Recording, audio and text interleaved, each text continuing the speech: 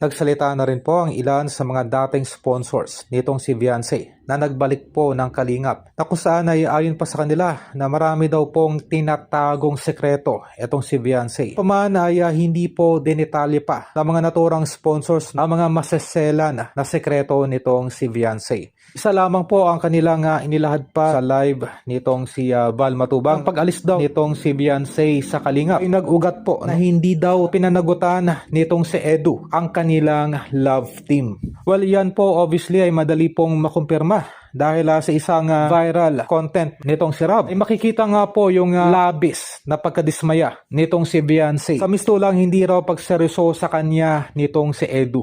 Kumbaga, pinapalabas po nitong si Beyonce na siya daw ay kumbaga umiibig na. At ito daw ay tinuturing lamang na bilang laro nitong si Edu. Naging mitya upang itong si Beyonce ay maging weak. At dito po ay pinasukan na ito ng mga oportunista na gustong pabaksakin ang kalingap. Okay? Well, hindi na po natin kailangan pangalanan pa.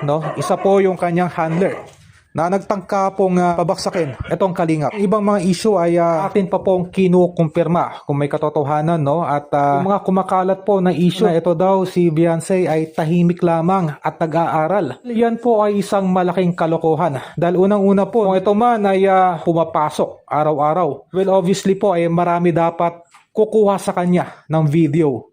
At yan po ay marere-upload sa Facebook, sa YouTube. The mere fact na wala pong anumang video clip patungkol sa kanyang activities. Sa ngayon ay malamang sa lamang po ito ay tahimik lamang o nagkukulong o nagtatago po sa kanyang lugar. At nakakaramdam po ng kaliwat ka ng pressure mula sa mga nakaraang issues.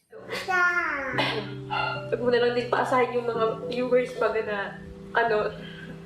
na parang mahal na mahal mo kung gano'n.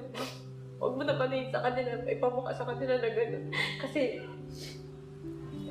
sa akin, hindi na pupunta yung mga